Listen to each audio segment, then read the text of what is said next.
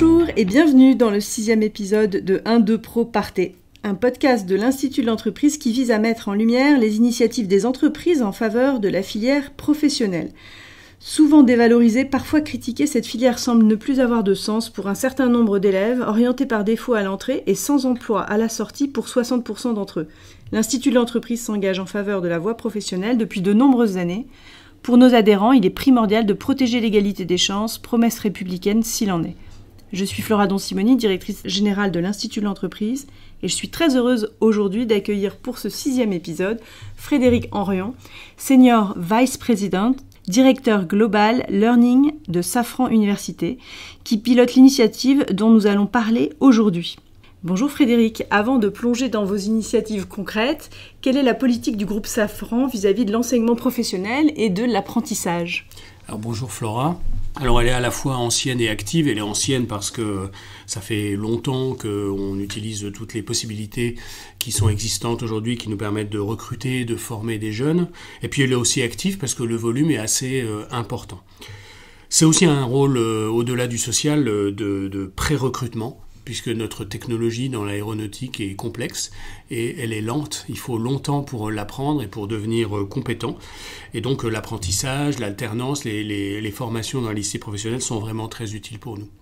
Quelques chiffres, sans vouloir ne parler que de ça, mais nous avons environ 3500 alternants chaque année en permanence dans l'entreprise, dont 2000 renouvellements par an. Et parmi ceux-ci, au moins 500, peut-être un peu plus, ça dépend des années, qui sont de diplôme Bac+3 ou moins. Vous-même, vous avez évolué au sein de la filière hélicoptère avant d'occuper vos fonctions actuelles. Quels enseignements avez-vous tirés de cette expérience et comment influence-t-elle aujourd'hui votre vision de la formation dans les lycées professionnels et les CFA ? Alors le premier enseignement, c'est que les entreprises doivent se prendre en main, sinon elles ne peuvent pas recruter. Malheureusement, l'attractivité est faible, l'attractivité de l'industrie. Le corps enseignant méconnaît un peu notre métier. Il a une vision parfois passéiste de ce que nous faisons. Et puis, la politique éducative en France pousse plutôt les jeunes à avoir le plus haut niveau de diplôme possible, plutôt vers le tertiaire aussi, même s'il n'y a pas toujours d'emploi à la clé.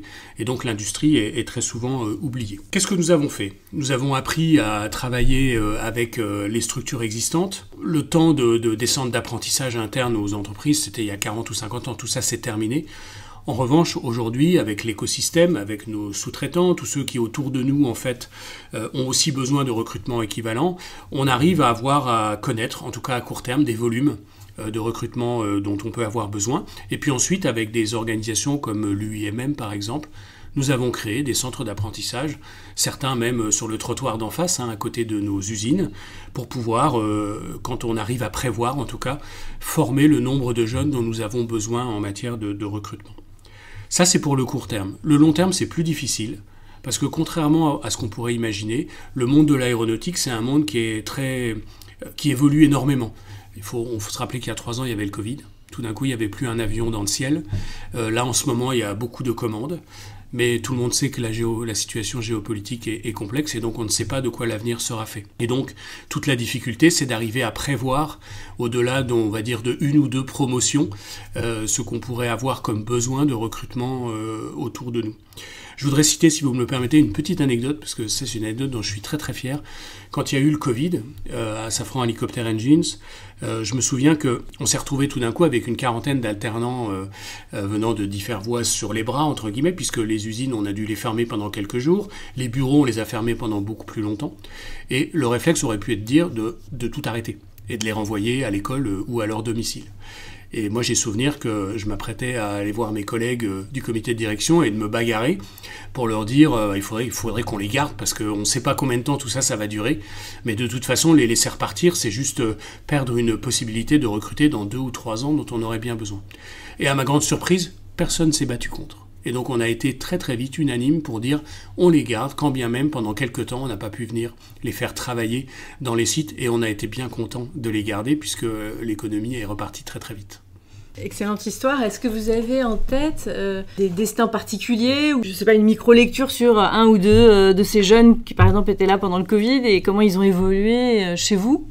Ah bah, ils sont tous restés en fait, tout Ouais. simplement, puisque nous pensions au début de la crise Covid que notre économie de l'aéronautique ne repartirait pas avant 2025, c'est-à-dire maintenant. Or, à l'été 2021, alors que le Covid n'était pas tout à fait terminé, on avait déjà des commandes qui retombaient, on avait déjà des recrutements de nouveaux qui repartaient. Et donc, en réalité, on a été bloqué à peu près un an et demi, pas plus. Donc, tous ceux qui étaient là et que nous avons choisi de garder l'année d'avant, en 2020, en tout cas pour ceux qui sont sortis diplômés, on les a embauchés tout de suite derrière. Et donc, vous avez déjà abordé les initiatives concrètes, mais est-ce que vous pouvez nous dire concrètement qu'est-ce que vous avez mis en place pour renforcer les liens entre le lycée professionnel et les besoins en compétences dans les entreprises comme la vôtre? Est-ce que vous avez mis en place du learning, des MOOC ou des écoles de production? On a parlé déjà des CFA avec l'UMM, mais est-ce qu'il y a d'autres mesures qui ont pu être mises en place? Oui, alors d'abord, ce que je voulais dire aussi, c'est que nous avons fait beaucoup de communication et nous continuons à le faire en permanence avec nos collègues de l'industrie, avec les associations qui nous relient les uns aux autres, pour aller non seulement chercher des jeunes qu'on pourrait imaginer venant de filières traditionnelles, mais aussi des femmes, parce qu'il n'y en a pas beaucoup dans l'industrie, des personnes avec des handicaps, parce qu'on peut tout à fait travailler dans l'industrie avec des handicaps. On a des taux d'emploi handicapés qui dépassent 6% dans la plupart de nos sites. On est aussi allé regarder la filière générale, bien sûr, et également l'insertion, même si c'est plus difficile parce que ce monde est éclaté et il a un peu du mal à s'entendre, mais ça reste aussi une voie importante. Ensuite, en effet, ce qu'on a fait, je vous le disais tout à l'heure, c'est que une compétence dans l'industrie, c'est très long à acquérir. Les machines sont de plus en plus complexes, elles sont maintenant robotisées, automatisées, et l'opérateur à l'ancienne qui vient, par exemple, sur un tour manuel et qui apprend en quelques semaines à travailler, tout ça c'est terminé. Moi j'ai vu en arrivant, ça a été ma grande surprise, j'ai rejoint Safran il y a quelques années, qu'on pouvait attendre 6 mois, 1 an, 2 ans, avant qu'un jeune qui intègre l'entreprise soit compétent et autonome tout seul sur son poste de travail.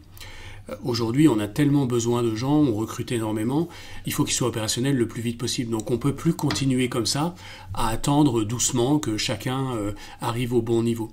Donc on s'est structuré, et en effet, au-delà du lycée professionnel, au-delà du centre d'apprentissage, nous avons créé des écoles industrielles. On ne les a pas appelées écoles de production pour ne pas se mélanger avec la notion publique, mais nous avons créé à l'intérieur de l'entreprise des petites structures, et il y en a maintenant 70, souvent dans un coin de l'usine ou dans des salles dédiées, pour arriver à prendre ces jeunes qu'on vient de recruter, ou pendant qu'ils sont encore en formation, pour les former en même temps à la pratique sur les outils. Donc nous donnons les machines, nous donnons aussi du temps, c'est-à-dire que certains de nos collègues acceptent d'être mentors, d'être tuteurs, de venir aider à former, de manière à ce que, au moment où les études sont terminées, les jeunes soient opérationnels le plus rapidement possible.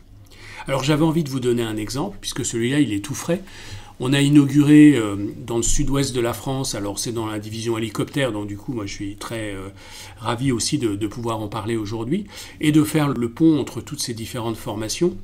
Nous avons ouvert une nouvelle école donc à Pau, à côté de l'usine de Borde. Et là, sur les 80, la première promotion de 80 personnes, j'allais dire jeunes, mais c'est pas vrai parce que la moitié d'entre eux, ils sont en reconversion. Donc c'est déjà des gens qui ont connu une vie professionnelle, il y a des boulangers, une coiffeuse, des gens comme ça. Mais en tout cas, pour la partie des jeunes, aujourd'hui, on a 40% d'entre eux, en fait, ils viennent de lycée pro.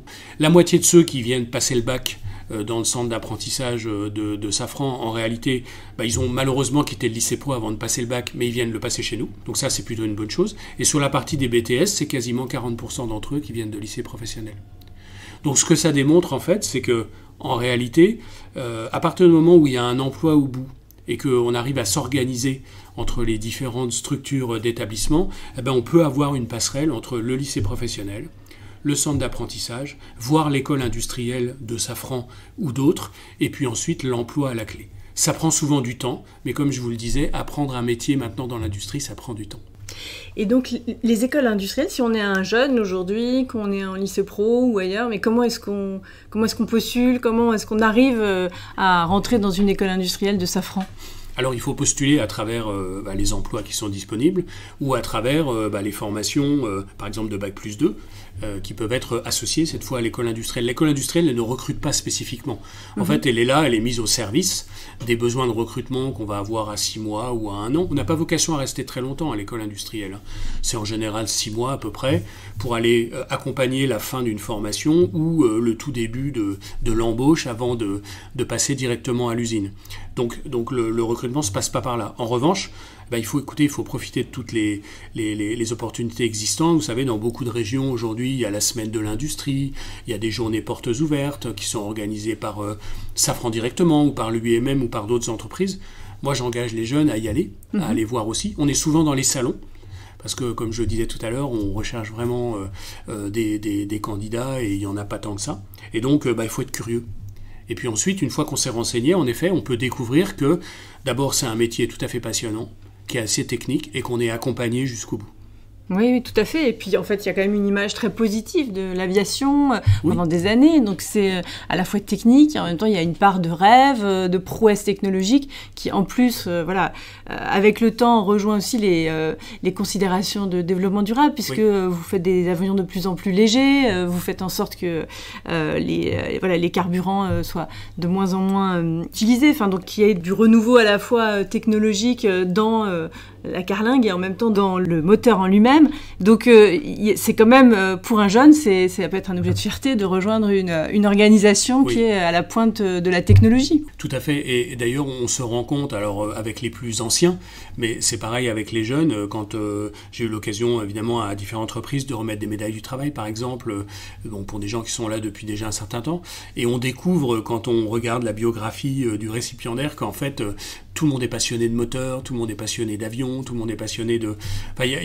c'est au-delà du métier, il y a une passion derrière. Et comme vous l'avez dit, Flora, très justement, aujourd'hui, on travaille énormément à faire en sorte que l'aéronautique reste, malgré le dérèglement climatique. Mais la seule condition pour qu'elle reste, c'est qu'elle soit propre. Et donc aujourd'hui, quel impact mesurez-vous dans l'intégration des jeunes issus de l'apprentissage et de la filière professionnelle ? Quel taux de fidélisation vous avez ? Alors, vous avez peut-être déjà répondu en me disant sur le point spécifique des jeunes qui étaient pendant le Covid, vous avez dit, en gros, il y en a 100%. Est-ce que c'est quelque chose que vous constatez sur tous les recrutements de jeunes issus de la filière pro ? Oui, absolument. Vous l'avez compris que le parcours peut être parfois un petit peu long puisqu'il comporte différentes étapes. Parfois, il passe aussi par l'intérim avant de nous rejoindre de manière définitive, quand on ne sait pas si on est vraiment sûr qu'un emploi va pouvoir être pérenne. Donc ça peut prendre un peu de temps. Mais une fois que le jeune est intégré et qu'il a rejoint Safran, il reste. Sur les opérateurs, de manière globale, le taux de turnover, comme on dit, de Safran, c'est-à-dire de démission, il est inférieur à 3%, ce qui est quand même juste presque zéro, puisque 3%, on estime dans le monde des ressources humaines que c'est un taux normal dans une entreprise. Il y a toujours des gens qui ont besoin de s'en aller ou qui vont faire autre chose, quelques-uns. Mais au niveau des emplois techniques, c'est proche de zéro. Moi, j'ai pas souvenir de mes 4 ans à Safran Helicopter Engines d'avoir vu peut-être quelques démissions, mais pas plus à ces niveaux-là. Mais c'est remarquable. Il y a d'autres secteurs qui doivent envier votre taux de fidélisation, en tout cas. Ça, c'est certain. Écoutez, on a aussi la chance d'être une bonne entreprise qui gagne bien sa vie et qui offre également en parallèle un certain nombre d'avantages. Et puis, il ne faut pas oublier non plus que nous sommes présents souvent dans des régions où l'industrialisation a disparu. Je vous parlais de Pau, mais on pourrait dire aussi Châtellerault, Issoudun. On a de nombreux sites un peu partout en France où Safran, c'est l'employeur principal. Et quand on y est, on est bien content d'y rester. On n'y reste pas juste parce qu'on a un boulot. Bien sûr. C'est aussi parce qu'on est bien.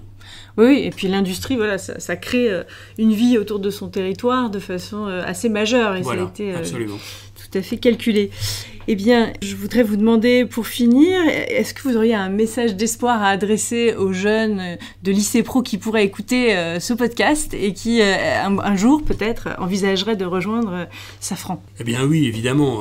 Je voudrais dire déjà qu'il y a de la place pour tout le monde. Et l'entreprise est là pour aider, vous l'avez compris, on a mis en place une organisation, des structures, voire même presque des écoles pour les accompagner jusqu'au bout. Donc moi ce que j'ai envie de vous dire c'est venez nous voir, soyez curieux, allez aux semaines de l'industrie, aux portes ouvertes, dans les salons, venez nous découvrir. Vous serez surpris du niveau de technologie des métiers de l'industrie, des risques en termes de santé et de sécurité qui sont proches de zéro. Enfin voilà, c'est vraiment une très très belle activité.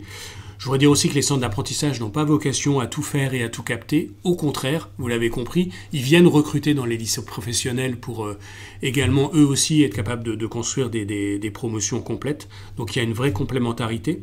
Et puis enfin, on ne l'a pas assez dit, mais la reconversion aussi, c'est quelque chose pour moi d'important. On a le droit d'avoir été dans un lycée pro, d'avoir voulu être peut-être coiffeur ou garagiste ou autre chose, et puis de se dire finalement l'aéro ça m'intéresse. Donc oui, c'est un grand message d'espoir. Absolument, mais je vous remercie beaucoup Frédéric de nous avoir éclairé sur vos initiatives. Vous finissez avec un message parfaitement constructif et prometteur pour les jeunes de la filière pro. À bientôt pour 1, 2 Pro, partez!